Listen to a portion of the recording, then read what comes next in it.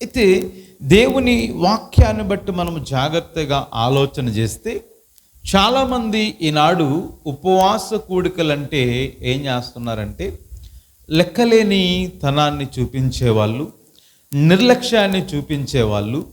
ఉపవాస కూడికలంటే మనకి వెంటనే జ్ఞాపకం వచ్చేది ఏంటి అని అంటే మన బలహీనతలే మనకేమవుతూ ఉంటాయి, జ్ఞాపకం వస్తూ ఉంటాయి. మనమే అంటాం, ఏమని అంటామంటే మనం ఆరాధించే దేవుడు గొప్ప దేవుడు అంటాం, మనం ఆరాధించే దేవుడు స్వస్థపరుచు దేవుడు అంటాం, మనం ఆరాధించు దేవుడు బలపరుచు దేవుడు అంటాం. ఇలాగూ చెబుతూ యేసు ప్రభువుని గురించి అనేకమైన సంగతులు మనము చెబుతూ ఉంటాము. కానీ సంఘమంతా కలిసి ఉపవాసం ఉండి ప్రార్థన చేద్దామని చెప్పి దైవ సేవకులు గనుక ఉపవాస కూడికలు పెడితే ఆ ఉపవాస కూడికల్లో ఎంతమంది ఉపవాసం ఉన్నారని అడిగితే సమాధానం అనేటువంటిది దొరకలేనటువంటి పరిస్థితి ఈనాడు ఎక్కడ చూస్తున్నామంటే సంఘాలలో మనము చూస్తున్నాం.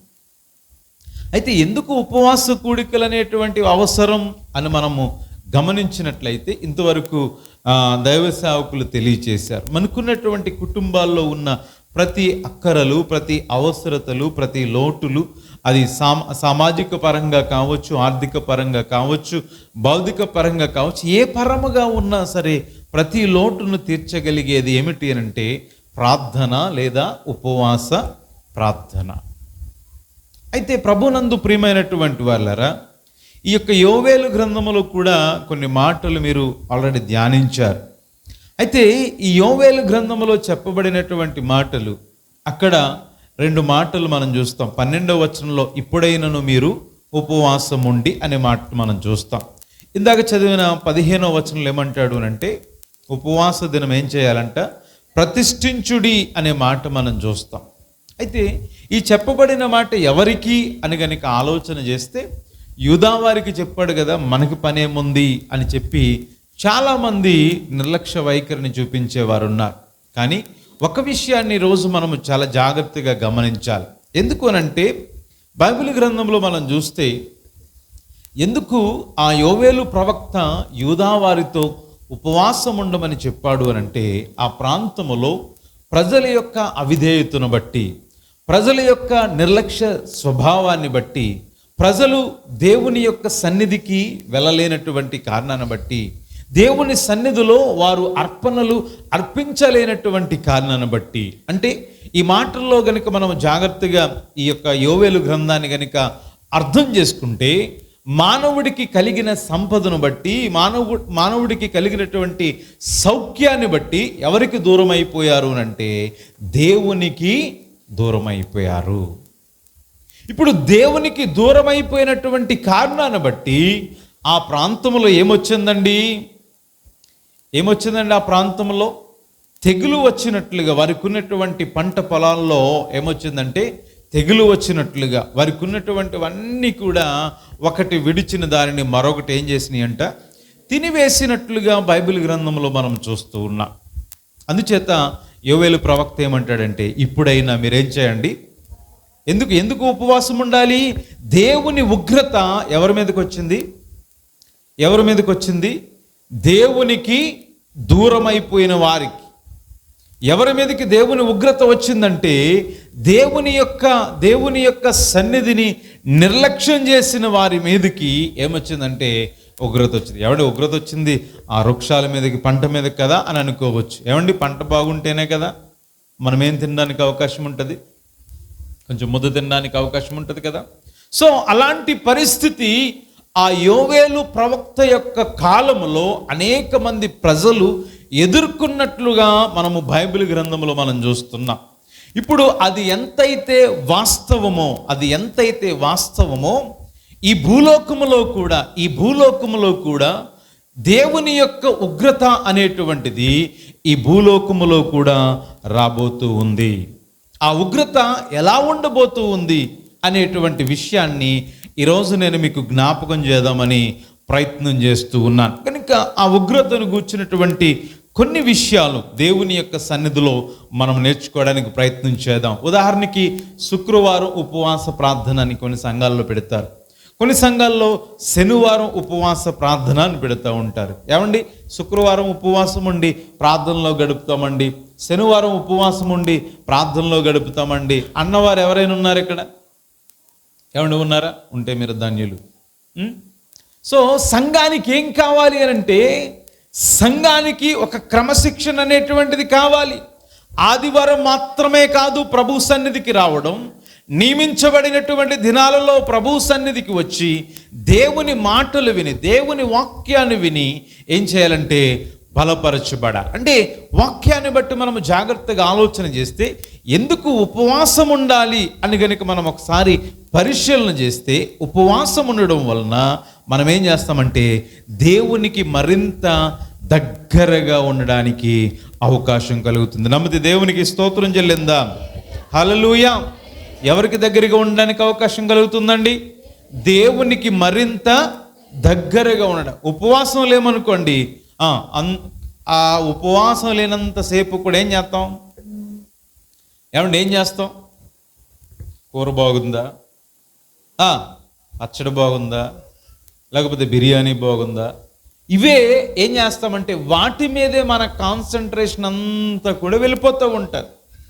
అయితే ఎప్పుడైతే ఉపవాసం చేస్తామో ఈ శారీర సంబంధమైన బలహీనతలన్నిటినీ కూడా జయించడానికి అవకాశం అనేటువంటిది కలుగుతుంది. ఒకవేళ మామూలుగా జయించేవారుంటే సంతోషం, నేను వారిని ఏమాత్రం కూడా ఉపవాసం ఉండమని చెప్పను. కానీ ఉపవాసం ఉండడం ద్వారా అన్నిటికీ కూడా మనం ఏం చేయొచ్చు? స్వస్తి చెప్పడానికి అవకాశము ఉంటుంది. అయితే ఈనాడు చాలామంది ఏం చేస్తున్నారంటే ఉన్న బలహీనతలను బట్టి దాన్ని కాస్త దూరం చేస్తూ ఉన్నారు. కానీ ఈ రాత్రి ఈ యొక్క వాక్యంలో నుండి కొన్ని ముఖ్యమైనటువంటి విషయాలు నేను మీకు జ్ఞాపకం చేయాలని ఆశపడుతూ ఉన్నాను. చూడండి, 6వ అధ్యాయాన్ని మనము జాగ్రత్తగా గమనించినట్లయితే ఈ 6వ అధ్యాయం దేని గురించి మాట్లాడుతుందంటే శ్రమలను గూర్చి మాట్లాడుతూ ఉంది. శ్రమలను గూర్చి మాట్లాడుతుంది. అంటే ప్రకటన గ్రంథం 5వ అధ్యాయంలో ఆ లోపట వెలుపట వ్రాయబడినటువంటి గ్రంథాన్ని ఎవరు తెరుస్తారా, ఎవరు విప్పుతారని అందరూ కూడా ఆ పరలోకములో 24 పెద్దలు, అక్కడున్నటువంటి సెరూబులు కెరూబులు అన్నీ కూడా కలిసి ఏం చేస్తున్నాయంటే ఆలోచన చేస్తూ ఉన్నప్పుడు ఆ యొక్క ఎవ్వరు కూడా యోగ్యులుగా లేనటువంటి సందర్భంలో యేసుక్రీస్తు ప్రభువారు మాత్రమే ఏమై ఉన్నాడంటే ఆ గ్రంథాన్ని విప్పడానికి యోగ్యుడై ఉన్నాడు. నమ్మితే దేవునికి స్తోత్రం చెల్లిందా? ఈరోజు ఈ మనం పట్టుకున్న పరిశుద్ధ గ్రంథంలో కూడా అందరికంటే గొప్పవాడు ఎవరు అనంటే యేసుక్రీస్తు ప్రభువారు. అదే రీతిగా మనం రక్షింపబడిన తర్వాత మనందరి పేర్లు జీవ గ్రంథంలో ఉండడానికి గల కారకులు ఎవరు అనంటే మనం ఆరాధిస్తున్న యేసు ప్రభువారు. ఈయన ఎంతైతే మనం ఇప్పుడు చెప్పుకున్నటువంటి మాటలు ఎంతైతే వాస్తవమో ఈ భూలోకములో కూడా ఆయన గ్రంథాన్ని విప్పినప్పుడు జరగబోయేటువంటి సంఘటనలు కూడా అంతే వాస్తవం అనే సంగతిని మనము మర్చిపోకూడదని ప్రభు పేరట మనవి చేస్తున్నాను. అందుచేతనే యోవేలు గ్రంథంలో వారికి వచ్చిన శ్రమను బట్టి, వారికి వచ్చిన ఉగ్రతను బట్టి, వారికి వచ్చిన సమస్యను బట్టి వారందరూ కూడా 2వ అధ్యాయంలో మోకరించి ఉపవాసం ఉండి, లేకపోతే ఇంటిలో ఉన్న ప్రతి వారు సైతం కూడా ఉపవాసం ఉండి ప్రార్థన చేసినప్పుడు ఆ ప్రాంతంలోనంట 3వ అధ్యాయంలో గనుక మనము చూస్తే ఆ ప్రాంతంలో ఏం జరిగింది అని గనుక ఆలోచన చేస్తే అక్కడంటాడు ఆ ప్రాంతం, యూదా ప్రాంతం అంతా కూడా పాలు ప్రవహించినట్లుగా, నీరు ప్రవహించినట్లుగా, ఇంకా వారికి ఏమైతే అవసరమో అవన్నీ కూడా ప్రవహించినట్లుగా దేవుని వాక్యము సెలవిస్తుంది. అంటే ప్రవహించుట అనే మాట మనం చూస్తే సమృద్ధికి సాదృశ్యం. ఏమండి చూడండి, ఎండాకాలంలో ఈ యొక్క నీటి ప్రవాహం ఉంటుందండి అధికంగా? అంటే ఉండదు. ఏ కాలంలో ఉంటుంది? వర్షాకాలం మొదలుకొని రేపు అక్టోబర్ ఎండింగ్ అయ్యేంత వరకు కూడా ఏం చూస్తామంటే నీటి ప్రవాహం అనేటువంటి దాన్ని మనం చూస్తాం. అలాగే ఆ ప్రాంతములో వారందరూ కూడా ఉపవాసం ఉండి ప్రార్థించినప్పుడు అంగలార్చినప్పుడు, దుఃఖించినప్పుడు, మనఃపూర్వకంగా ప్రభు సన్నిధిలో ప్రార్థించినప్పుడు దేవుడు ఏమిచ్చాడు వాళ్ళకంటే సమృద్ధిగా కావలసిన ఈవులను ప్రభువు అనుగ్రహించాడు. హల్లెలూయా. మీ కుటుంబాలలో, మీ సంఘములో, మీ ప్రాంతములో, మీ బిడ్డల జీవితాలలో అటువంటి సమృద్ధికరమైన ఆశీర్వాదం మీరు కల్లారా చూడాలంటే ప్రతి బిడ్డ కూడా చేయవలసిన పని ఏంటంటే సంఘములో ప్రతి బిడ్డకు కావలసినటువంటి ఆధ్యాత్మిక సంబంధమైనటువంటి విషయాలలో మనం ఏమాత్రము కూడా నిర్లక్ష్య వైఖరిని, అవిధేయతను మనము కనుపరచకూడదని ప్రభు పేరట మనవి చేస్తూ ఉన్నాను. హల్లెలూయా, హల్లెలూయా. అంటే మనలో నుండి ఏం పోవాలి చెప్పండి? ఏం పోవాలి? పాట పాడతాం. ఏమని పాడతాం? అవిధేయత తొలగించుమయా అని పాడతాం. కానీ అవిధేయత ఎక్కడ ఉంటుంది? ప్రార్థన చేసుకుందాం అమ్మ అన్నామనుకో, ఏం చేస్తారు? కళ్ళు మూసుకుంటారు. ఏం చేస్తారు? చక్కగా పాట పాడినట్టుగా ఉంటుంది కదా, అవునా కదా? వాక్యం విందాం అని అన్నామనుకో, ఏం చేస్తారు? మాస్టర్ గారు చెప్పేది ఎలా ఉంటుందంటే ఆ బయట చెప్పేటువంటి అరికథలాగో బుర్రకథలాగో ఉన్నాయి. ఇవన్నీ ఏంటి అని అంటే అవిధేయతకు, అంటే దేవుడంటే ఏమి లేదు, విధేయత లేనటువంటి జీవితం. కానీ ఈ ఉపవాస కూడికలు ఏ కూడికలు అంటే దిద్దుబాటు కూడికలు. కనుక మనలను మనం ఏం చేసుకోవాలంటే దిద్దుబాటు చేసుకోవాలి. ఇందాక చదివినటువంటి యోవేలు గ్రంథం ఆ యొక్క 2వ అధ్యాయం 15వ వచనం అంటాడు. అక్కడ ఏమంటాడంటే పెండ్లి కుమారుడు పెండ్లి కుమార్తె ఏం చేయబడాలంట? సిద్ధపడాలి అనే మాట మనం చూస్తాం. అంతఃపురములో నుండి సిద్ధపడాలి అనే మాట చూస్తాం. అంటే ఇప్పుడు ఈ కూడికలు ఏ కూడికలు అన్నమాట చెప్పండి? ఏ కూడికలు? సిద్ధపాటు కూడికలు. ఈ సిద్ధపాటు కూడికల విషయానికి వచ్చినప్పటికీ సంఘానికి సిద్ధపాటు కావాలి. అదే రీతిగా ప్రభువుని ఎరగలేనటువంటి వారికి కూడా ఏం కావాలి? సిద్ధపాటు కావాలి. దేనికి సిద్ధపడాలి అంటే ప్రభువు యొక్క రాకడకు మనందరము కూడా సిద్ధపడాలి. ఆ రాకడకు సిద్ధపడేటువంటి యోగ్యత మనకుందా? నెంబర్ 1, మొట్టమొదటిగా మనం ఆలోచించవలసింది ఏంటంటే మనలో విశ్వాస జీవితం ఉందా? మనలో ప్రార్థనా జీవితం ఉందా? మనలో భక్తి జీవితం ఉన్నదా? వీటన్నిటినీ కూడా జ్ఞాపకం చేసుకుంటూ వస్తే ఒక మాటలో చెప్పాలంటే మనలో మనము ఆధ్యాత్మికంగా ఎదుగుదలలో ఉన్నామా, లేకపోతే ఆధ్యాత్మికంగా దిగజారిన స్థితిలో మనము ఉన్నాం? ఈ ఉపవాస కూడికలు ఎందుకంటే మనందరము కూడా ఆధ్యాత్మికంగా ఏం కావాలి చెప్పండి? ఏం కావాలి? మనం ఎదగాలి. శారీరకంగా ఎదుగుతున్నా మంచిదే, ఏమండి, భౌతికంగా ఎదుగుతున్నా మంచిదే. కానీ దానికంటే మరి ముఖ్యంగా మనము ఆధ్యాత్మికంగా ఎదగడానికి దైవ సేవకులు ఎన్నో దినాల నుండి ప్రార్థించి మీ అందరికీ కూడా అనౌన్స్మెంట్ చేసి, లేకపోతే ఏ సేవకులను తీసుకుని వచ్చి మిమ్మల్ని అందరినీ కూడా బలపరచాలని ఆలోచన. ఎందుకు అనంటే ప్రభువు రాకడకు మీరందరూ కూడా ఏం కావాలంటే సిద్ధపడాలి అనేటువంటి ఒక సదుద్దేశముతో ఈ యొక్క కూడికలు. అయితే ప్రభునందు ప్రియమైనటువంటి వారులారా, ఇక్కడ మాట్లాడుచున్నటువంటి మాటలను మనం చూస్తే ఈ 6వ అధ్యాయం మొదలుకొని ఏమి ప్రారంభమవుతున్నాయంటే శ్రమలు అనేటువంటి ప్రారంభమవుతున్నాయి. దాని తర్వాత మనం చూసుకుంటూ వెళితే, దాని తర్వాత అధ్యాయాలు చూసుకుంటూ వెళ్తే అక్కడ మహాశ్రమలు అనేటువంటివి కూడా ఉన్నాయి. ఇవి ఎప్పుడు జరగబోతున్నాయి అని కనుక ఆలోచన చేస్తే, సంఘం ఎత్తబడిన తరువాత, లేకపోతే యేసుక్రీస్తు ప్రభువారు మధ్యాకాశానికి వచ్చి ఆయన కడబోర ఊదిన తరువాత సంఘం ఏం చేయబడుతుందంటే, అంటే ఏ సంఘం ఎత్తబడుతుంది? సిద్ధపడిన సంఘం, నమ్మకముగా ఉన్న సంఘం, వధువు సంఘం అని ఇలా చెప్పుకుంటూ వెళితే చాలా మాటలు దేనికి ఉన్నాయంటే సంఘానికి ఉన్నాయి. అయితే ఈ సంఘానికి ఉండవలసిన ముఖ్య లక్షణాలలో 1 విశ్వాస జీవితం, 2 ప్రార్థనా జీవితం, 3 భక్తి జీవితం. భక్తి కూడా ఈనాడు చాలామందికి ఏమి లేదు చెప్పండి? భక్తి అనేటువంటిది లేదు. ఏదైనా కార్యం జరగాలంటే మాత్రం ఏం చూపించేస్తున్నారు? విశ్వాసాన్ని కనుపరిచేస్తున్నారు. పోనీ ఆ కార్యం ప్రభు చేస్తాడమ్మా, రండి ఉపవాసం ఉండి ఎవరి కోసమైనా ప్రార్థన చేద్దామని అంటే, పాస్టర్ గారు మీరు చేసేయండి, పాస్టర్ గారు మీరు చేసేయండి అని చెప్పి ప్రార్థనా విన్నపాలు మాత్రం ఏం చేస్తున్నారు? ఇక్కడ తీసుకొచ్చి వేస్తున్నారు. కానీ ఏం చేయలేనటువంటి స్థితిలో ఉన్నామంటే, ప్రార్థించలేనటువంటి స్థితిలో మనం ఉన్నాం.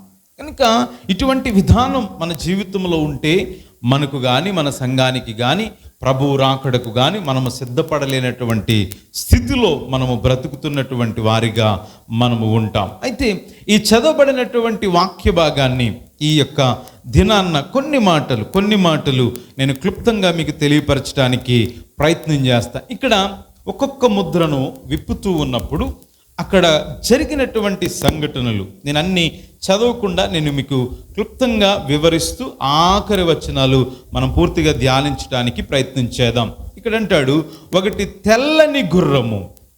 ఏ గుర్రం అంటండి? తెల్లని గుర్రం. ఆ గుర్రం మీద ఎవరున్నారంటే, విల్లు పట్టుకొని కూర్చున్నటువంటి ఒక వ్యక్తి ఉన్నాడు. ఆయనకి ఏమి ఇవ్వబడిందంటే, అతనికి కిరీటం ఇయ్యబడి అతడు జయించుటకు బయలు వెళ్ళినట్లుగా దేవుని వాక్యము సెలవిస్తూ ఉంది. మనందరము కూడా యేసు ప్రభువుని నమ్ముకున్నాం. అయితే నేనే యేసు క్రీస్తు ప్రభువునని చెప్పి ఈ లోకంలో ఎవరు రాబోతున్నారంటే, అంత్యక్రీస్తు రాబోతూ ఉన్నాడు, అబద్ధ ప్రవక్త రాబోతూ ఉన్నాడు, క్రీస్తు విరోధి రాబోతూ ఉన్నాడు. అతడు వచ్చి ఏం చేయబోతున్నాడు అని మనం గమనిస్తే, ఈ లోకములో ఉన్న ప్రజలు అంటే సంఘం ఎత్తబడిన తర్వాత, ఎవరైతే సంఘములో చేర్చబడిన తర్వాత కూడా సిద్ధపాటు లేకుండా, ఆత్మీయ జీవితం లేకుండా, క్రైస్తవ జీవితంలో విశ్వాస జీవితంలో వెనకబడిపోయి ఉంటారో వారందరూ కూడా విడవబడేటువంటి పరిస్థితి ఉంటుంది. అది మాత్రమే కాకుండా ప్రభువుని ఎవరైతే అంగీకరించలేదో వారు కూడా ఈ భూలోకములో విడవబడేటువంటి పరిస్థితి అనేటువంటిది ఉంటుంది. అయితే దీని గురించి మాట్లాడితే మళ్ళీ సిద్ధాంతాలు మాట్లాడాలి, కానీ నేను సిద్ధాంతాల గురించి ప్రస్తావించడం లేదు. కానీ ఈనాడు క్రైస్తవ సంఘాలలో మనం చూస్తే ప్రభు అంటే చాలా నిర్లక్ష్య వైఖరి చూపించే వాళ్ళు చాలామంది ఉన్నారు. అంటే వారి జీవితంలో ఏదైనా భౌతికపరమైనటువంటి కార్యాలు జరగాలంటే చాలా ఆసక్తిని చూపించేవారు ఉన్నారు. కానీ ఆత్మ సంబంధమైనటువంటి విషయాలలో అవిధేయత, నిర్లక్ష్యం లేకపోతే నిరాసక్తి అనేటువంటిది చాలామంది జీవితాల్లో కనిపిస్తూ ఉంది. అలాంటి వారు ఎవరైతే ఈ భూలోకంలో విడవబడతారో వారందరినీ కూడా ఎవరు జయిస్తారంటే, తెల్లటి గుర్రం మీద ఉన్న వ్యక్తి. ఎవరంటే అండి, ఆయనకి తెల్లని వస్త్రాలు ఇవ్వబడతాయంట, తెల్లని గుర్రం మీద ఈ యొక్క ప్రపంచమంతా. అంటే ఇక్కడ మనము జాగ్రత్తగా అర్థం చేసుకుంటే, యోవేలు గ్రంథంలో మనం చూస్తే ఏ ప్రాంతానికి ఉగ్రత వచ్చింది, ఏ ప్రాంతానికి నష్టం వచ్చిందంటే యూదా దేశానికి మాత్రమే వచ్చింది. ఇదే విషయాన్ని మనం ఇంకా ఆలోచన చేస్తే ఐగుప్తు దేశంలో కూడా ఆ ఫరో తన యొక్క హృదయాన్ని కఠినపరుచుకొని దేవుణ్ణి కానీ దేవుని ప్రజలను కానీ అంగీకరించలేని సమయంలో ఆ ఐగుప్తు దేశంలో కూడా ఏమొచ్చాయండి? 10 తెగుళ్ళు వచ్చాయి. ఇవన్నీ కూడా ఎంతైతే వాస్తవమో యేసుక్రీస్తు ప్రభువారు మధ్యాకాశానికి వచ్చిన తరువాత, లేకపోతే యేసుక్రీస్తు ప్రభువారు ఆ పరలోకములో లోపటను వెలుపటను వ్రాయబడిన గ్రంథము తెరిచిన తరువాత ఈ భూలోకములో అంత్యక్రీస్తు ఏం చేస్తాడంటే, ఈ లోకములో ఉన్న వారందరినీ కూడా జయిస్తాడు. తర్వాత రెండవదిగా మనము చూచినట్లయితే అక్కడ మరొక గుర్రం మనకి కనిపిస్తుంది. అంటే తెలుపు అనే దేనికి సాదృశ్యం చెప్పండి? తెలుపు అనేటువంటిది శాంతికి చిహ్నంగా మనం చూస్తాం. అంటే నేనే మీకేమిస్తాను, క్రీస్తు వ్యాసం వేసుకుని ఏం చెప్తాడు? నేనే మీకు శాంతినిస్తాను, నేనే మీకు సమాధానాన్ని ఇస్తానని చెప్పినప్పుడు ఇంకందరూ కూడా ఎవరి దగ్గరకు వస్తారంటే ఈ యొక్క అంత్యక్రీస్తు దగ్గరకు వచ్చే పరిస్థితి అనేటువంటిది ఉండబోతుంది. దాని తర్వాతగా మనము చూస్తే ఇంకొక ఆయన ఏ గుర్రం మీద రాబోతున్నాడంటే, 2వ ముద్రను విప్పినప్పుడు ఎర్రని గుర్రం మీద బయలు వెళ్లుతూ అతనికి ఏముందంటే, ఈ భూలోకములో సమాధానము లేకుండా ఒకడిని ఒకడు ఏం చేసుకుంటాడంట? చంపుకునేటట్లుగా ఆ గుర్రం మీద ఉన్న వ్యక్తికి ఏమి ఇవ్వబడిందంటే అధికారం ఇవ్వబడింది. ఈనాడు ఉదయం లేస్తే చాలు ఏం చూస్తున్నాను చెప్పండి, ఏమండి? ఉదయం లేస్తే చాలు ఆ ఊరోళ్ళు ఈ ఊరోళ్ళు కొట్టుకున్నారు, ఆ ఊరోళ్ళు ఈ ఊరోళ్ళు పొడుచుకున్నారంటే అది వేరే సంగతి.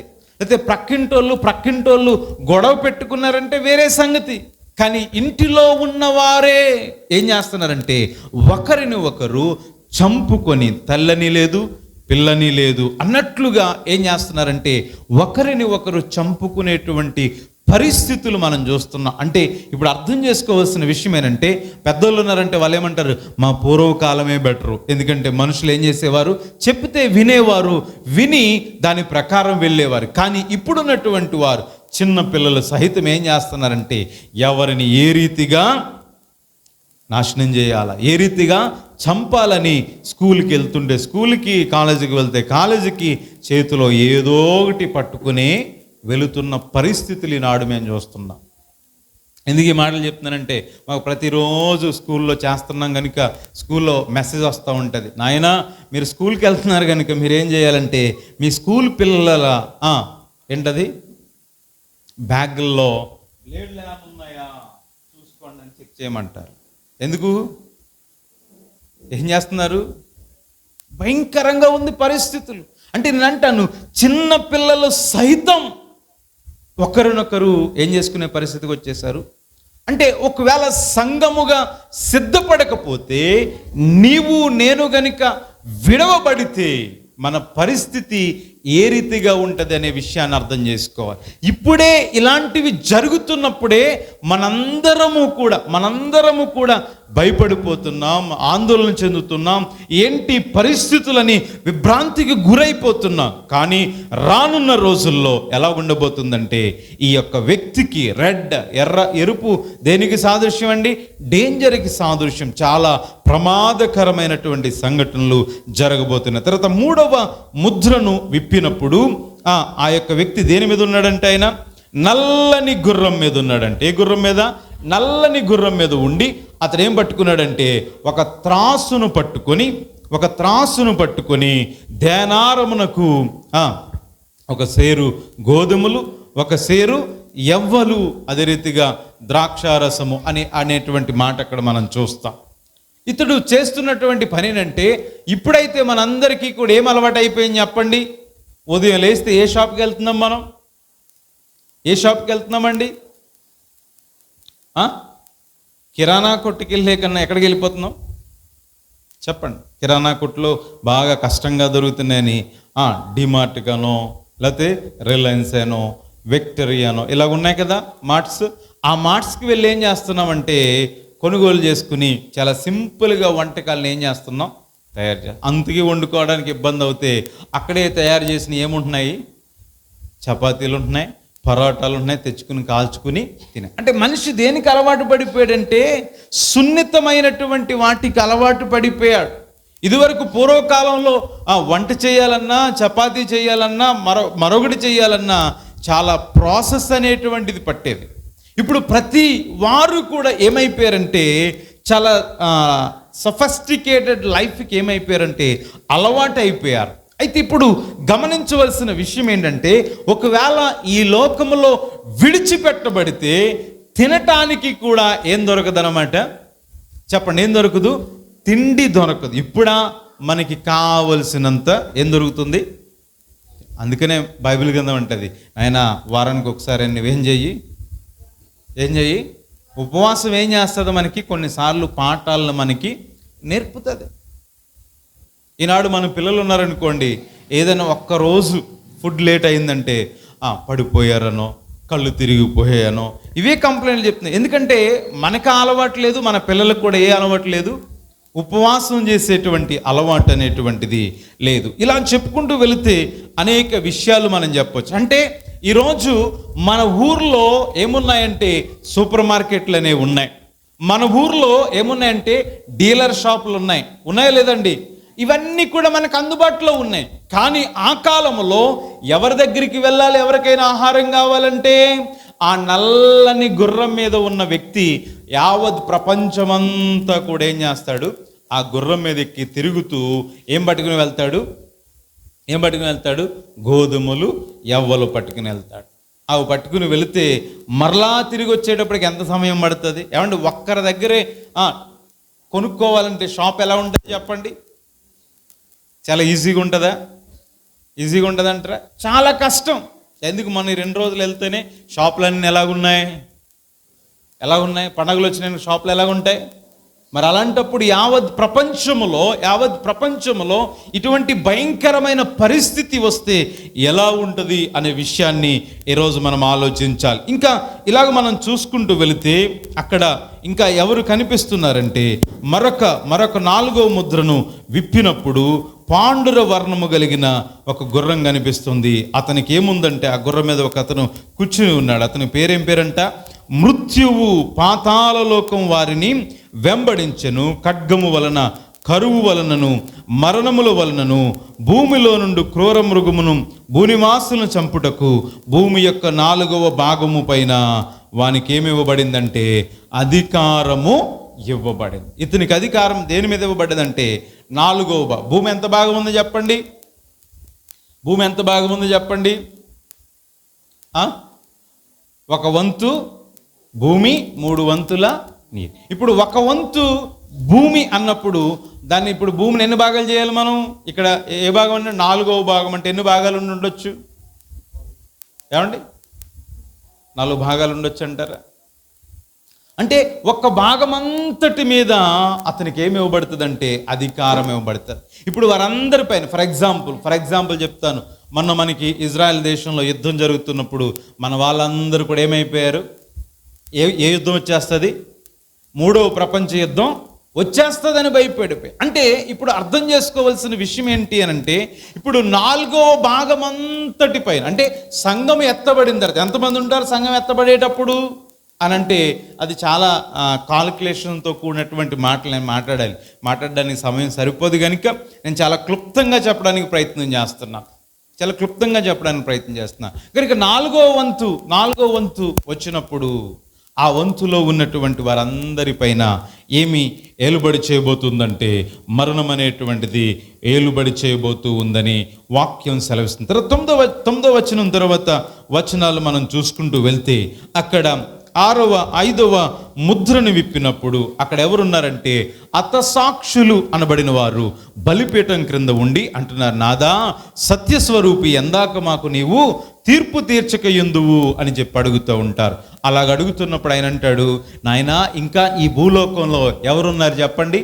ఎవరున్నారు? ఇంకా హతసాక్షులు అనబడినటువంటి వారు ఉన్నారు. వారి లెక్క ఏం కావాలి? పూర్తి కావాలి. ఇప్పుడు మనం ఈ పరిస్థితులు మనం చూస్తూ ఉంటే ఏమండి రీసెంట్గా ఎవరు హతసాక్షులు అయిపోయారు? ప్రవీణ్ పగడాల. అలాగే చాలా మంది అక్కడక్కడ ఏమైపోతున్నారంటే హతసాక్షులు అయిపోతారు. ఇలాగ హతసాక్షులు అయ్యారని మన వాళ్ళందరూ ఏం చేస్తున్నారు? నేనేం విమర్శించట్లేదు సుమా. మన వాళ్ళందరూ ఏం చేస్తున్నారు? ఇలాగెందుకు జరిగింది అని ప్రశ్నిస్తున్నారు. కానీ వాక్యం ఏం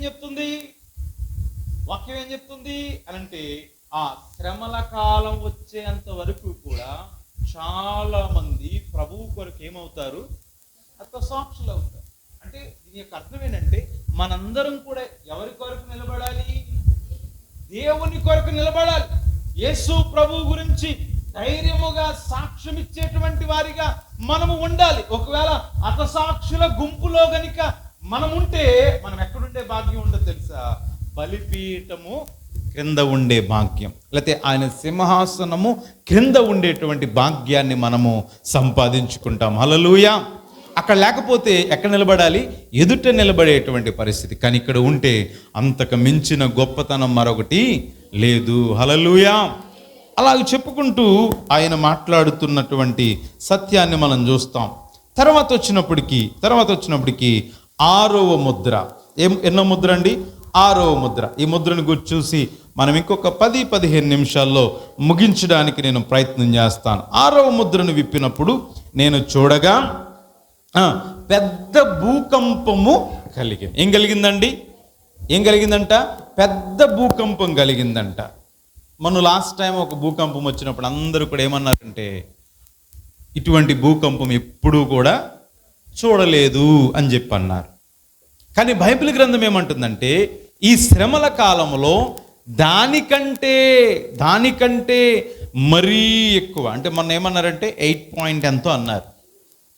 ఇప్పుడు మరి శ్రమల కాలంలో వచ్చేది ఇంకా ఎంత భయంకరంగా ఉంటుంది అనే విషయాన్ని మనము అర్థం చేసుకోవాలి. అంటే ఈ మాటను మనము జాగ్రత్తగా ఆలోచన చేస్తే ఈ భూమి కూడా మానవునికి ఏ మాత్రము కూడా సహకరించదు. దేవుడిచ్చినటువంటి ఈ భూమి మానవునికి రానున్న దినాలలో ఏం చేయదంటే సహకరించదు.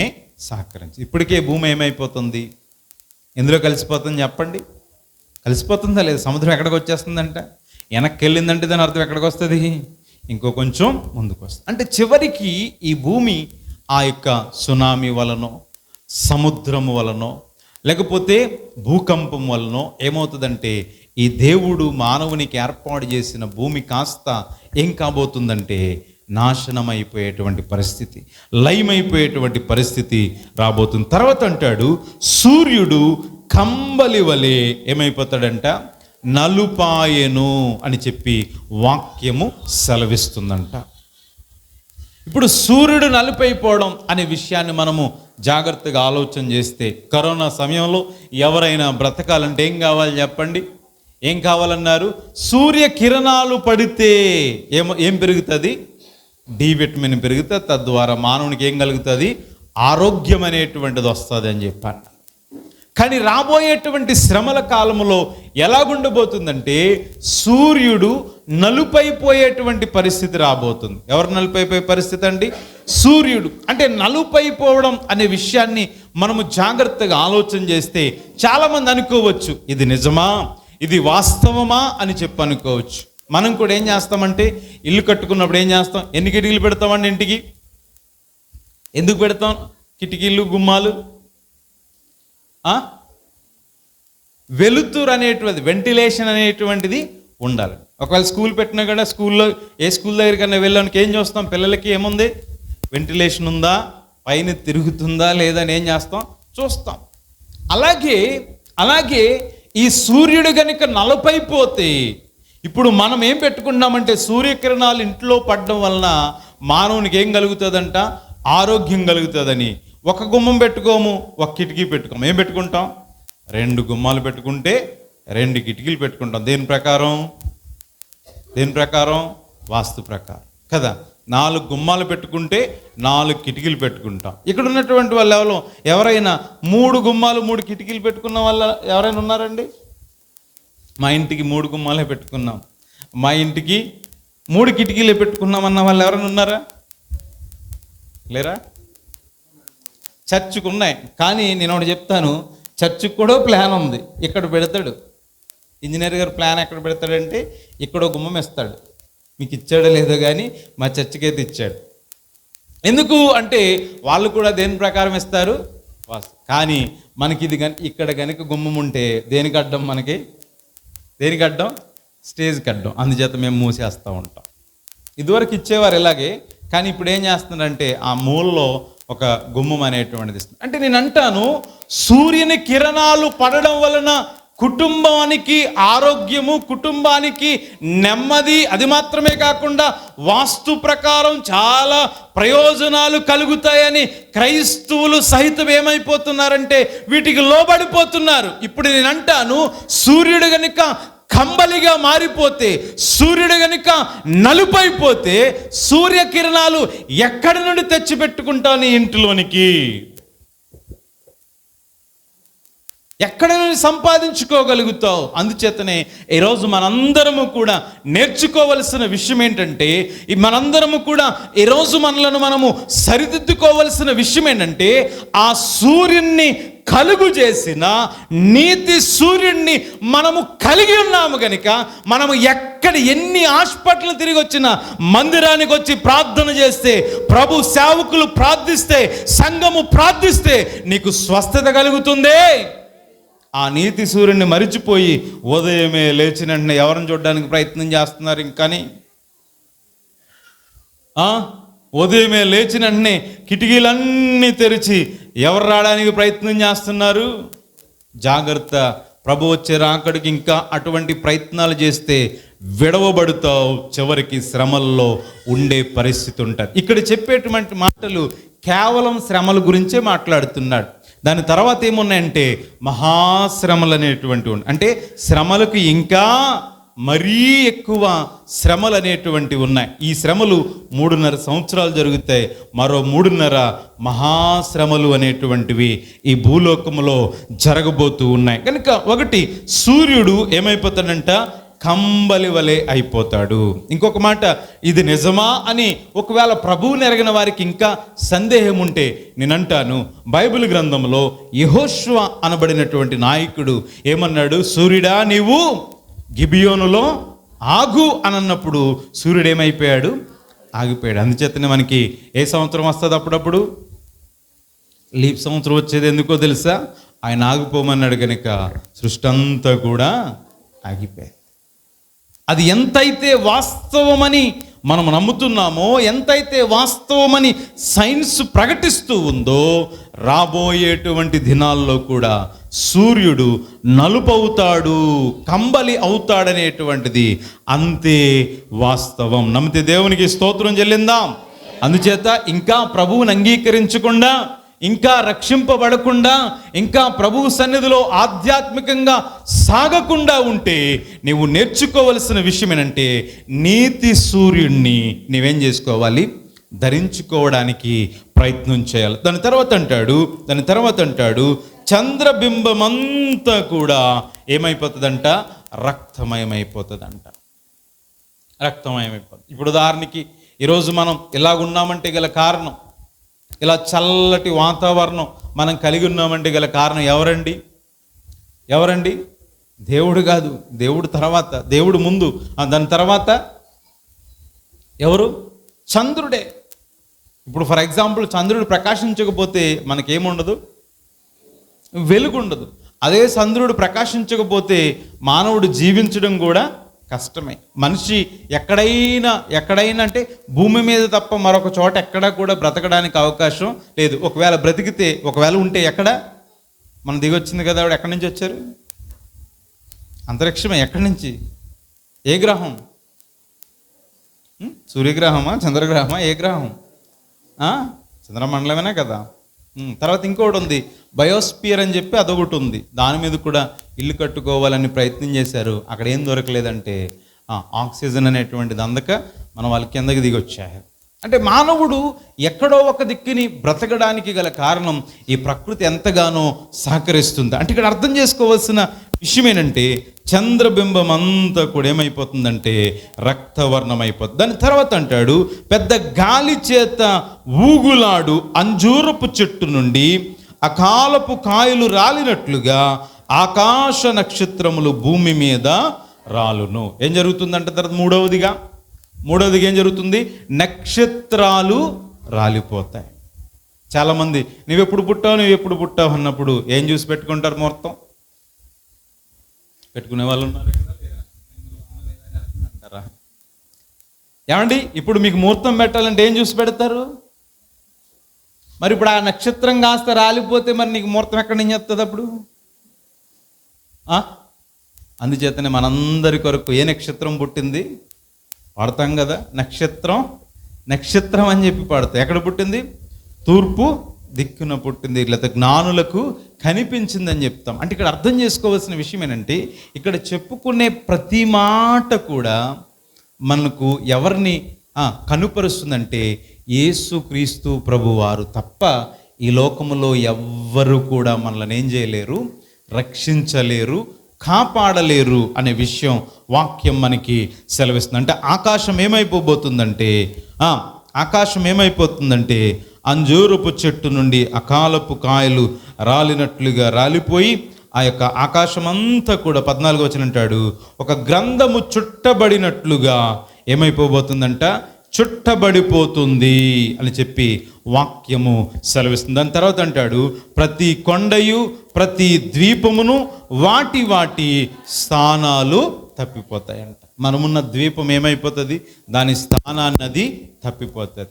మనముండేటువంటి కొండ ఏమైపోతుంది, దానికి ఉన్న స్థానాన్ని తప్పిపోతూ ఉంటుంది. ఇలాంటి పరిస్థితి రాబోతూ ఉంది. తర్వాత అంటాడు ఏమంటాడంటే 15వ వచనంలో, భూరాజులను, గనులను, సహస్రాధిపతులను, ధనికులను, బలిష్ఠులను, ప్రతి దాసుడును, ప్రతి స్వతంత్రుడును కొండ గుహలలో, బండ సందులలోను దాగుకొని సింహాసనాసీనుడై ఉన్న వాని యొక్క గొర్రెపిల్ల యొక్క ఉగ్రత మహాదినము వచ్చనే, దానికి తాళజాలిన వాడు ఎవడు అని చెప్పి వారందరూ కూడా ఏమైపోతారంట, భయపడిపోతారు. అంటే ఇక్కడ అర్థం చేసుకోవాల్సిన విషయం ఏంటంటే, ఈనాడు ఈ లోకంలో చాలా వదంతుంది. ఏంటి అనంటే, యేసు ప్రభు ఎవరదేవుడంట? చెప్పండి, ఎవరి దేవుడంట? నిమ్న జాతుల దేవుడు. లాయర్ గారు చక్కగా చెప్తారు ఆ విషయాలు, ఆయనకు సమయం ఇస్తే. ఎటువంటి వారు?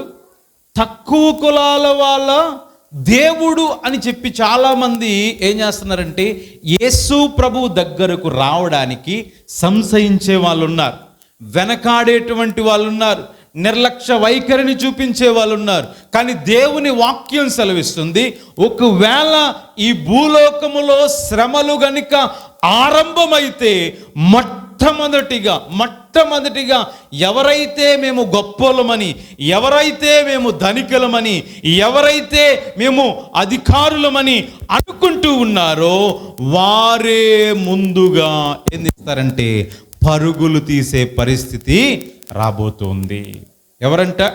ఎవరంటండి?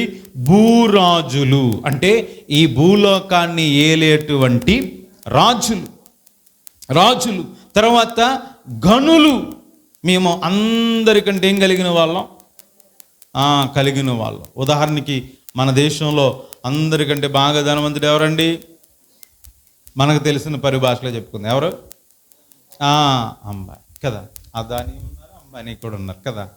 అయితే ఆయన ఏం చేస్తున్నాడు? ఆయన అందరికీ దూరంగా ఉండాలని ఎన్ని అంతస్తులు కట్టుకున్నాడు? 150 పైన అండి. అన్ని అంతస్తులు కట్టుకుని నిన్నో రీసెంట్గా ఏం కొనుక్కున్నాడంట? 150 కోట్లు పెట్టుకుని ఒక ఫ్లైటా లేకపోతే ఏమంటారు, చాపరా, ఏదో మొత్తం మీద కొనుక్కున్నాడు. ఎందుకు? చక్కగా నేను ప్రయాణం చేయాలి అని చెప్పి. అంటే వాక్యం అంటుంది, నీవెంత సంపాదించినా కూడా గొర్రెపిల్ల ఉగ్రతకు ఏ మాత్రము కూడా తాళలేరు, ఏ మాత్రము కూడా తట్టుకోలేరు అని చెప్పి దేవుని వాక్యం స్పష్టంగా తెలియజేస్తుంది. తర్వాత అంటాడు సహస్రాధిపతులు అని అంటాడు. చాలామంది ఈ లోకములో ప్రపంచాన్ని ఏలేటువంటి అధికారులు అనబడినటువంటి వారు సహితం ఏం చేయబోతున్నారంటే పరుగులు తీయబోతున్నారు. తర్వాత ఇంకా అంటాడు ధనికులు అని అంటాడు, బలిష్ఠులు అని అంటాడు, దాసుడు అంటాడు, స్వతంత్రుడు అంటాడు. కొండ గుహలలోను బండ సందులలోనూ ఏం చేస్తారంట? వీళ్ళందరూ కూడా దాక్కుంటారు. నేను ప్రైమ్ మినిస్టర్ కదా, ప్రైమ్ మినిస్టర్ అనే మాట కూడా మనం చూడదు. ప్రైమ్ మినిస్టర్ కదా ఒక పెద్ద బంగ్లా కట్టేసుకున్నంత మాత్రాన ఉపయోగం లేదు. ఈనాడు చాలామంది ఉన్నతమైనటువంటి వాటిపైన ధనాన్ని, సమయాన్ని ఇన్వెస్ట్ చేస్తున్నారు. కానీ దానికంటే నీవు యేసయ్యలో, దేవుని మందిరంలో నీ సమయాన్ని నీవు గడిపితే తప్పకుండా నీకు ప్రతిఫలం ఉంటుంది. నమ్మితే దేవునికి స్తోత్రం చెల్లిందాం. హల్లెలూయా. అప్పుడు వీరందరూ కూడా ఏం చేస్తారంటే, వీళ్ళందరూ చేసేటువంటి పని కూడా ఇక్కడ చాలా స్పష్టంగా తెలియజేస్తుంది. ఆ ఉగ్రతను తట్టుకోలేక, ఆ గొర్రెపిల్ల యొక్క ఉగ్రతను, ఆయన సన్నిధికి తట్టుకోలేక చాలామంది ఏం చేస్తారంట? పర్వతములతోనూ బండలతోనూ ఏం చేస్తారంట? చెప్పుకుంటారు. ఎవరితో చెప్పుకుంటారంట? పర్వతములతోనూ బండలతో. మనోళ్ళు కూడా యేసు ప్రభువుని నమ్ముకొని మందిరానికి రండి అంటే కరెక్ట్గా ఆదివారం ఎక్కడికి వెళ్తారో తెలుసా అండి? కరెక్ట్గా ఆదివారం చెప్పండి. ఇప్పుడు మీకు ఐడియా రాదు. ఎక్కడికి వెళ్తారు? మరియమ్మ కొండకి వెళ్తారు. ఎల్లుళ్ళు ఉన్నారు ఇక్కడ. గౌరీపట్నం వెళ్తారు. ఎల్లుళ్ళు ఉన్నారా? కరెక్ట్గా ఏ రోజు వెళ్తారండి? ఆదివారం వెళ్తారు. దేవుడు ఎక్కడికి రమ్మన్నాడు? ఆదివారం. కానీ ఎక్కడికి వెళ్ళిపోతారు వీళ్ళు? వాక్యం అంటుంది, ఆ కొండ మీద ఉన్నది కానీ, ఆ కొండ కానీ నిన్నేం చేయదు, రక్షించదు. అన్యులు కూడా వెళ్తున్నారు. ఎక్కడికి వెళ్తున్నారు? కొండలకి వెళ్తున్నారు కదా. 7 కొండలు, ఇలా కొండలు ఉన్నాయి కదా, ఆ కొండలకి వెళ్తున్నారు. వాక్యం అంటుంది, ఇలాగూ వెళ్ళిన వాళ్ళందరూ అక్కడికి వెళ్ళి చెప్పుకుంటే అవి ఏమీ కూడా వారిని రక్షించవు, అవి ఏమీ కూడా వారిని కాపాడు. ఎందుకంటే వాటికంటే గొర్రెపిల్ల ఉగ్రత మరీ అధికముగా ఈ భూలోకములో ఉండబోతుంది. తర్వాత అంటాడు, బండలతో చెప్పుకుందురు. దేంతో చెప్పుకుంటారంట? దేంతో చెప్పుకుంటారంట? బండలతో చెప్పుకుంటారు. ఏమండి?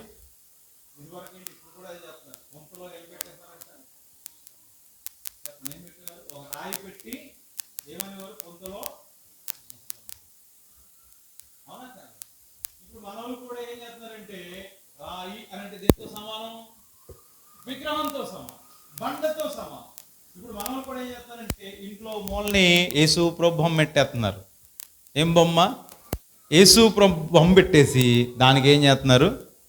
మొక్కేస్తున్నారు. నువ్వు ఇంట్లో ఎన్ని యేసు ప్రభు బొమ్మలు పెట్టుకుని మొక్కుకున్నా ఆ బొమ్మ కూడా నిన్నేం చేయదు. మరి ఏది రక్షించేదంటే, సంఘం మందిరములో నీవు అడుగుపెట్టి ప్రతి ఆదివారం సంఘముతో, సేవకునితో సహవాసం కలిగి భక్తికి సంబంధించిన, ఆత్మీయ జీవితానికి సంబంధించిన కార్యక్రమాల్లో నిమగ్నమైతేనే నీవు రక్షింపబడతావు తప్ప, లేకపోతే ఏది ఏ కొండ, గౌరీపట్నమో, మరియమ్మ కొండకో, ఇంకా రకరకాలైన కొండలకు కనుక నీ వెళితే ఏ కొండతో నీవు చెప్పుకున్నా ఆ రోజున ఏ కొండ కూడా నీతో మాట్లాడు. ఒకవేళ ఏ బండతో చెప్పుకున్నా ఏ బండ కూడా నీతో మాట్లాడు. ఇది అంత వాస్తవమా అనంటే నిజమే. దేవుడు మోషే ద్వారా చేసినటువంటి అద్భుతాన్ని మనం జ్ఞాపకం చేసుకుంటే, ఆ కర్రతో దేన్ని కొట్టమన్నాడు? మాట్లాడమన్నాడు. ఒకసారి కొట్టమన్నాడు. అలా కొట్టినప్పుడు ఏమొచ్చింది? ప్రజలందరికీ కావలసిన, అంటే ఇక్కడ అర్థం చేసుకోవాల్సింది ఏంటంటే, దేవుని మాటలో అంత గొప్ప శక్తి ఉంది. ఆ శక్తి కలిగిన మాటలు నీవు వినకుండా ప్రక్కన పెడితే నీ పేరు జీవ గ్రంథములో నుండి ఏం చేయబడుతుందంటే తుడిచివేయబడుతుంది. అది మాత్రమే కాకుండా అలాగూ గనుక నీవు జీవిస్తే నీ కొరకు వెలుపట లోపట వ్రాయబడిన గ్రంథము గనుక తెరవబడితే గొర్రెపిల్ల యొక్క ఉగ్రతకు నీవే మాత్రము కూడా తాళజాలనే తాళజాలం. అయితే అటువంటి పరిస్థితుల నుండి మనందరము తప్పించబడాలంటే మనము చేయవలసింది ఏంటంటే ఉపవాస ప్రార్థన. చెప్పండి, ఏం చేయాలి? ఒకవేళ ఈ సంవత్సరం లేకపోయినా మళ్ళా సంవత్సరం మాత్రం నేను చెప్తున్నాను, అందరూ కూడా అలనాడు యూదా ప్రాంతంలో ఉన్నవారు ఏం చేశారు? అందరూ ఉపవాసం. యోనా గ్రంథంలో కూడా చూస్తే ఎవరున్నారు ఉపవాసం? పైనుంచి మొదలుకొని కింద స్థాయి వరకు ఉన్న వారందరూ కూడా ఉపవాసం ఉన్నారు. ఆ ఉపవాసం ఏం చేసిందంటే ఆ ప్రాంతవాసులను రక్షించింది. ఈనాడు మన సంఘం మాత్రమే కాదు, మన చుట్టూ ఉన్నవారు, మన కుటుంబంలో ఉన్నవారు రక్షింపబడాలి అనంటే నీవు నేను చేసే ఉపవాస ప్రార్థన ఎటువంటి వ్యక్తినైనా మార్చడానికి అవకాశం కలుగుతుంది. హల్లెలూయా, హల్లెలూయా. ఈరోజు ఈ మాటలను మనము జాగ్రత్తగా అర్థం చేసుకొని ప్రభు సన్నిధిలో జీవించగలిగితే రాబోయేటువంటి ఉగ్రత నుండి మనందరము కూడా తప్పించబడి ఎక్కడ ఉండడానికి అవకాశం కలుగుతుంది? ప్రభు రాజ్యములో ఉండటానికి అవకాశం కలుగుతుంది. ఒకవేళ ఇక్కడ ఉన్నటువంటి యవన బిడ్డలు, ఈ మాటలు ఉంటున్నటువంటి బిడ్డలు ఎవరైనా రక్షింపబడకపోతే రాబోయేటువంటి ఉగ్రత చాలా భయంకరమైనది. దాని నుండి ఎవ్వరు కూడా తప్పించలేరు. ఒకవేళ తప్పించగలిగేవారు ఎవరైనా ఉన్నారంటే అది ఎవరు అనంటే యేసు ప్రభువు తప్ప మరొకరెవ్వరు కూడా ఈ లోకంలో రాబోయే ఉగ్రత నుండి తప్పించలేరు. కనుక అటువంటి తప్పించే దేవాతి దేవుణ్ణి మనం ఎరిగి ప్రభు సన్నిధిలో ముందుకు సాగుదాం. అందరూ కూడా లేచి నిలబడి ఒక్క నిమిషం కళ్ళు మూసుకొని, ప్రభువా ఒక్కసారి అయ్యా నీ వాక్యము ద్వారా ఈ రాత్రి మాతో మీరు మాట్లాడారు. కనుక నాయన యోవేలు గ్రంథంలో యూదా ప్రాంతంలో వచ్చిన పరిస్థితిని అంతటినీ కూడా మార్చడానికి గల కారణం వారు చేసిన ఉపవాస ప్రార్థన, వారు ప్రతిష్ఠించిన ఉపవాస దినం వారి జీవితంలో సహాయము చేసినట్లుగా, దేవుని యొక్క ఉగ్రత నుండి వారిని తప్పించినట్లుగా, వారిని బలపరిచినట్లుగా నీ యొక్క వాక్యములో మేము చూస్తున్నాం. గనుక మేము తప్పించబడాలనే, మా సంఘము తప్పించబడాలంటే, మా కుటుంబంలో ఉన్న వారు తప్పించబడాలంటే, మా గ్రామము తప్పించబడాలంటే నాయన మేము కూడా ఉపవాసం ఉండి మీ సన్నిధిలో జీవించాలని, అంటే మాకు ఉపవాసం చేసేటువంటి జీవితాలు కావాలి నాయన, విశ్వాసములో సాగే జీవితాలు కావాలయ్యా, భక్తి జీవితం మాకు కావాలయ్యా, ఆత్మీయ జీవితం కావాలయ్యా. ఈ పరిశుద్ధ గ్రంథం వాక్యం ప్రకారము జీవించే బ్రతుకులు మాకు కావాలి నాయన. అలాగూ జీవించకపోతే రాబోయేటువంటి ఉగ్రత నుండి ఏ ఒక్కరూ కూడా తప్పించలేరు. గనుక అయ్యా ఆ దినాన్న తల్లి కానీ తండ్రి కానీ ఉన్నటువంటి వారెవ్వరూ కూడా తప్పించడానికి అవకాశము లేనే లేదు. ఒకవేళ తప్పించబడాలంటే మన మధ్యలో ఉన్న దైవ సేవకుడు బోధిస్తున్న వాక్యాన్ని ప్రతి ఆదివారము వింటూ వాక్యం ప్రకారము జీవిస్తూ, అది మాత్రమే కాకుండా ఇలాగూ నియమించబడినటువంటి కూడికల్లో దైవ సేవకులు వచ్చి వాక్యాన్ని ప్రకటిస్తూ ఉన్నప్పుడు వాక్యము ద్వారా సరి చేసుకుని ప్రభు సన్నిధిలో జీవించగలిగితే ఆ రాబోయేటువంటి శ్రమ నుండి, ఆ రాబోయేటువంటి మహాశ్రమల నుండి, రాబోయేటువంటి ఉగ్రత నుండి ప్రభువు రక్షించడానికి ఆయన సమర్థుడై ఉన్నాడు. కనుక అయ్యా ఒక్కసారి నన్ను దర్శించండి ప్రభువా, ఒక్కసారి నా జీవితాన్ని, నా బ్రతుకును మార్చండి దేవా అని చెప్పి అందరూ కూడా స్వరమెత్తి ప్రభువుని వేడుకుందాం.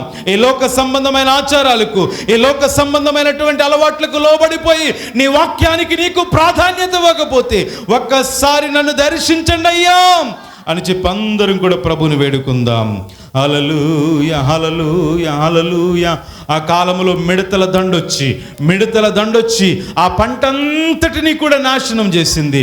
ఈ భూలోకములో కూడా శ్రమల తర్వాత మహాశ్రమలు రాబోతున్నాయి. ఆ మహాశ్రమల కాలములో భయంకరమైనటువంటి మిడతలు రాబోతున్నాయి. ఆ మిడతలైతే తినివేశాయి, కానీ ఈ మిడతలు మనుషులను కుట్టి భయంకరమైన బాధలకు గురి చేయబోతున్నాయి. కనుక అటువంటి పరిస్థితి నుండి తప్పించబడాలంటే అదే ఆ రోజు భయంకరమైన రోజు, 7 ఏండ్ల శ్రమల రోజు, ఉగ్రత రోజు, పాపులంతా కూడా ఏడ్చే రోజు. గనుక ఆ ఏడ్చే రోజున నీవు వారితో ఉండకుండా పరిశుద్ధునిగా ప్రభు సంఘములో ప్రభువుతో పాటు ఉండాలంటే, ప్రభు రాజ్యములో ఉండాలంటే, మధ్యాకాశములో ఉండాలి అంటే ప్రభువా ఒక్కసారి అయా మమ్మలను సరిచేయండి ప్రభువా. ఒక్కసారి మా యొక్క హృదయాలని, అయా మా మనస్సులను, మా ఆలోచనలను నీ వాక్యానుసారముగా జీవించడానికి కృపను అనుగ్రహించండి అయ్యా అని చెప్పి దేవాతి దేవుణ్ణి వేడుకుందాం. హల్లెలూయా, హల్లెలూయా, హల్లెలూయా. సూర్యుడు నలుపయ్యే రోజు, చంద్రుడు ఎరుపయ్యే రోజు, భూకంపం కలిగే రోజు, అయ్యే రోజు, భూకంపం కలిగే రోజు, దిక్కులేక హరిచే రోజు, ఆ రోజు శ్రమ నుండి తప్పించే నాదుడు లేడు. ఆ రోజు శ్రమ నుండి తప్పించే నాదుడు లేడు. అదే ఆ రోజు యేసయ్య ఉగ్రత రోజు, 7 ఏండ్ల శ్రమల రోజు, పాపులంతా ఏడ్చే రోజు, 7 ఏండ్ల శ్రమల రోజు, పాపులంతా ఏడ్చే రోజు, అదే ఆ రోజు, మిడతలు దండొచ్చే రోజు, నీరు రక్తమయ్యే రోజు, మిడతల దండయ్యే రోజు, నీరు రక్తమయ్యే రోజు, కోపాగ్ని రగిలే రోజు, పర్వతములు పగిలే రోజు, కోపాగ్ని రగిలే రోజు, పర్వతములు పగిలే రోజు, ఆ రోజు శ్రమ నుండి తప్పించే నాదుడు లేడు, ఆ రోజు శ్రమ నుండి తప్పించే నాదుడు లేడు, అదే అదే ఆ రోజు యేసయ్య ఉగ్రత రోజు, ఏడేళ్ల శ్రమల రోజు, పాపులంతా ఏడ్చే రోజు, ఏడేళ్ల శ్రమల రోజు, పాపులంతా ఏడ్చే రోజు.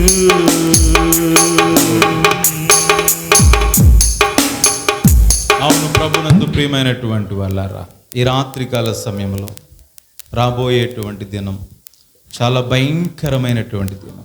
అది ప్రభువు దినం, లేకపోతే అది యెహోవా దినం, ప్రభువు యొక్క ఉగ్రత దినము గనుక ఆ దినాన్న ఎవ్వరు కూడా తప్పించబడ్డానికి అవకాశం. ఇంకా మందిరానికి వస్తూ పాపాన్ని విడిచిపెట్టలేదా? ఇంకా నీకు మందిరానికి వస్తూ అలవాట్లు విడిచిపెట్టలేదా?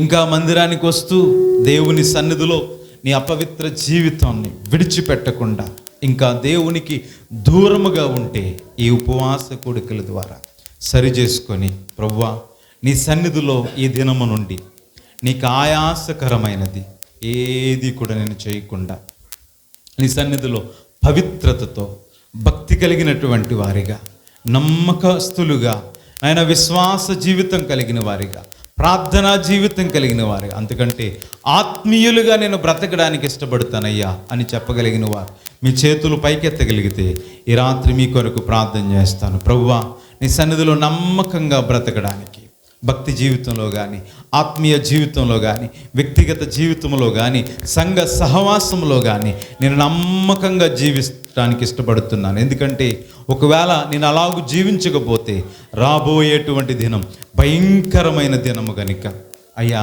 నీ సన్నిధిలో నేను నమ్మకంగా ప్రతి విషయంలో, చిన్న విషయంలో కావచ్చు, ప్రభు పరిచర్యలో కావచ్చు, ప్రభువుకి ఇచ్చే విషయంలో కావచ్చు, ఏది చేసినా కూడా నేను నమ్మకంగా జీవించడానికి, నమ్మకముగా ఉన్నటువంటి వారిని దేవుని వాక్యం సెలవిస్తుంది. బలా నమ్మకమైన మంచి దాసుడా అని వాక్యం సంబోధిస్తుంది.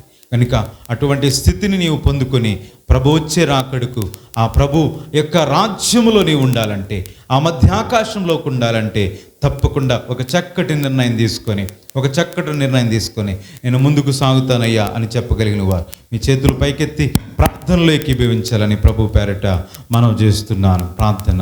మహాపరిశుద్ధుడా యేసయ్యా నీకు వందనాలు. విన్నటువంటి మాటలు మంద హృదయములో ప్రతిఫలం కలిగి చేయండి. అదే రీతిగా ఈరోజు ఒక చక్కటి నిర్ణయం తీసుకుని ప్రభువా నీ మందిరంలో నమ్మకంగా ఉండాలని, అయా నీ సన్నిధిలో ప్రార్థనాపూర్వకంగా జీవించాలని, ఉపవాసం చేస్తూ ఆధ్యాత్మిక సంబంధమైన కార్యాలన్నిటిలో కూడా నేను చక్కగా జీవించాలని ఒక చక్కటి తీర్మానం తీసుకున్నటువంటి బిడ్డలను, వారి కుటుంబాన్ని మీరు జ్ఞాపకం చేసుకోమని అడుగుచూ ఉన్నాను.